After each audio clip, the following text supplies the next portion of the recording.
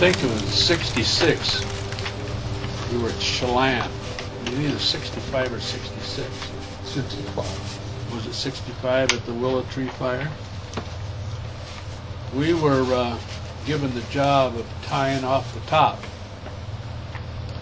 building a line back down into Union Valley. Well, that was it.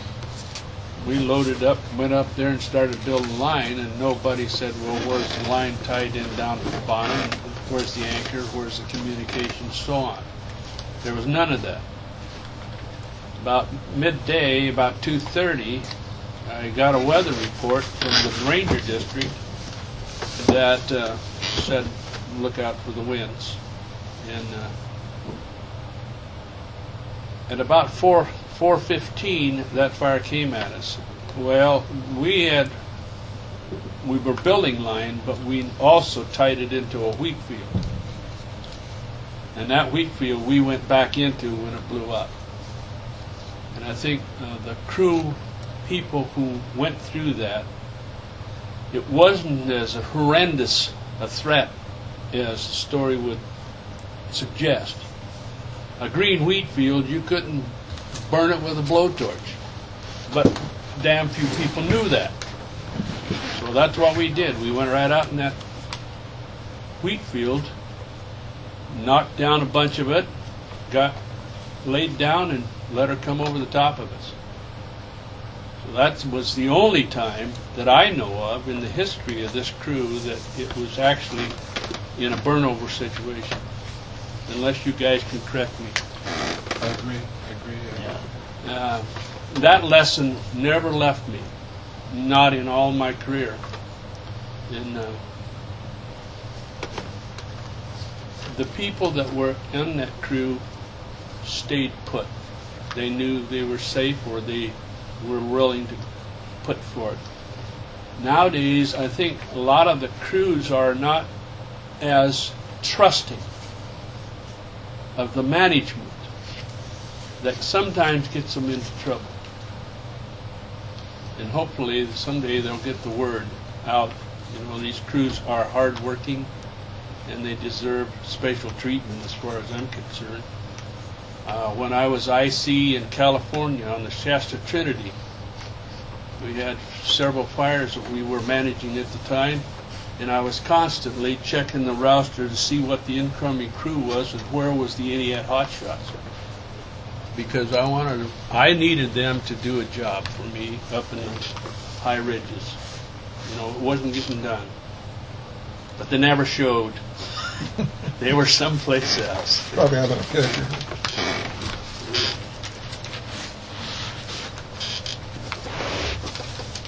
And the crews had a lot of respect for each other. I think the I mean, 68 fire too we was- competed with each other all the time, but we had a lot of respect for each other. Yeah. And we were able to work together with other shot crews. That's when things happened. You get a lot of line dug, especially with, you know, if you have two crews of 50 people, and everybody using the tool. There's a lot more organized crews these days than there ever was before.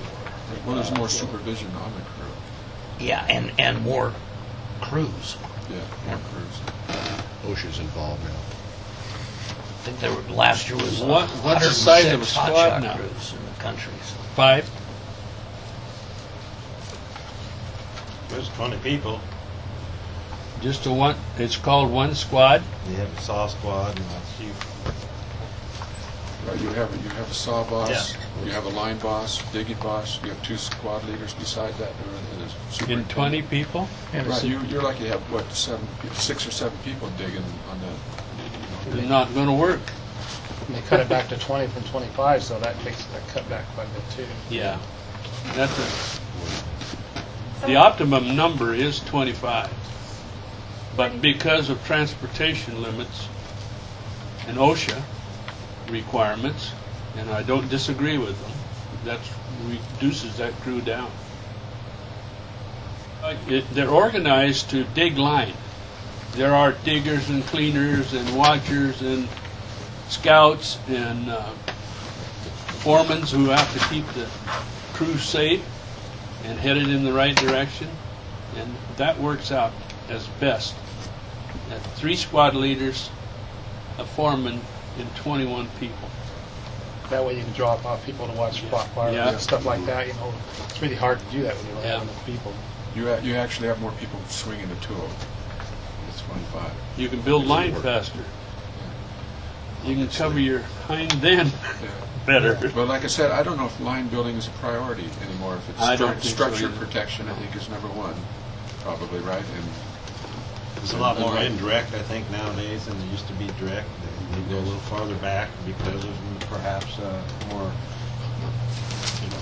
fire behavior might be a little Or worse. remember the freeze-out fire Strategies to feature? change, so When we got to that one and the fire was burning up on the hillside, creeping downhill, and they had to, it was kind of an inversion. There was a pre-suppression between the Malahira and the Wallowa Whitman and the Nez Perce, and they said that we'd dig line down that ridge instead of directly attacking the fire. And I remember you saying that you felt we could attack that fire then. So remember we dug the line down the hill, and we dug all day, and it got really late.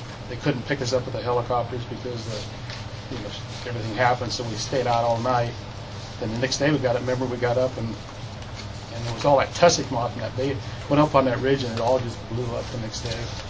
And all the yellow jackets, remember the yellow jackets coming out? I think the bees are the most dangerous thing in any fire. But that was kind of the first time that they had pre-suppression action that nobody could talk about, what they're going to do in a fire, because that's what they were going to do, is that pre-suppression line that they determined earlier that's where they're going to. The fire was there, they were going to build this line here and then burn it out. Well, then we were supposed to burn it out. Remember, it got down real cold and nothing to burn. And, There's also another world where they use machines, caterpillars, crawlers, to fight fire. And I was lucky enough to get to do that. So I saw it from sitting in the seat and remembered being out there in that dust, scraping the ground. And I don't know how much they use it anymore. Do they let heavy machinery do it? Yeah. Yeah, More so. yeah. more so. It is an effective way to stop a fire. Or you're digging a 12-foot fire line instead of what? 3.5, 4 foot. don't they do Depending more on what we're indirect looking at. now than direct with equipment, though? Isn't it more indirect? A lot of it, Yeah. unless you're in the grass. I mean, but they don't really get up next to the fire much anymore. Another thought that we didn't have is as a safety officer, current safety officer that goes out quite often, we really focus on our medical, our ambulances, our EMTs. Back in the day, you had a first aid kit, one-man first aid kit, and that was about it. There was very few EMTs. There might be a few at that time, but very few on the crews. I don't remember any ambulance, any medics in camp, and there might have been a sick tent that you went and got aspirin and Band-Aids for. But now, I think it's all good, but that's a big change I see. That if something happened to us back then, I guess there was less of us. There was only 19 crews in the nation compared to 300 now, so of course there's a lot less. The first aid risk. cards, most people didn't have first aid cards. You just had, you did We it took a on your own. first aid class. So we either got an really hour. lucky or Yeah. we were But I really mean, it was a real careful. person. Well, I think the closest we came to losing somebody was it Brad Kay or Richie Kay? He was up on the Mount Baker, and he got stung by a bee. And I mean, there was no way out. We were deep in the trees, and his throat was swelling up, his tongue was swelling up, and they dropped a syringe down. That's what saved his life. And that following year, every crew in the country was required to carry epinephrine, whatever it is that takes care of that as a result of that. And remember Dick Singleton? We were talking about bees again. We were looking for a place to, put our camp when we first got into fire camp. He stepped across a log and he just went down just like that, like somebody slugged him in the face. Yep. And those bald-faced hornets. Wasn't him and Perry Obel in the same down They were hauled off to Roseburg? the hospital. What Preach is talking about was down on Mount Hood. Yeah, it's Oh, okay. Yeah, Bees I are remember dangerous. Perry Obel. He got hit right between the eyes with a bald-faced hornet. and it just knocked him over like somebody had hit him. Yeah. The Well, his sawyer- eyes closed right now. As a sawyer, that's what I worried about more than the fire with the bees, because you're out in front of the line, and Yeah, way more. when than Dave Hampton and I were cutting, we always leapfrog, and I was always lucky because he always leapfrog into the bees, more than I ever did. Usually the second guy got it. Yeah. First guy would disturb him, and the second guy got it. A little different. Wayne Wilson got it bad. Anyway, But I think those incidental things we were worried more about than the fire itself. Snags, especially at night, Yeah. you could hear them, but you couldn't see them. I almost got hit by one. Rocks coming down. Yeah. that's the big thing now. There's not a lot of night firefighting where there's any gravity type hazards. And back then, that was when they fought fire off at night. Yeah. The fire had died down, you can make some progress, but you have the gravity hazards. If you heard a noise, you hid behind a tree, hoping that, If it wasn't Well, we coming lived through. under the 10 a.m. policy too then. And nighttime was when you took advantage of everything.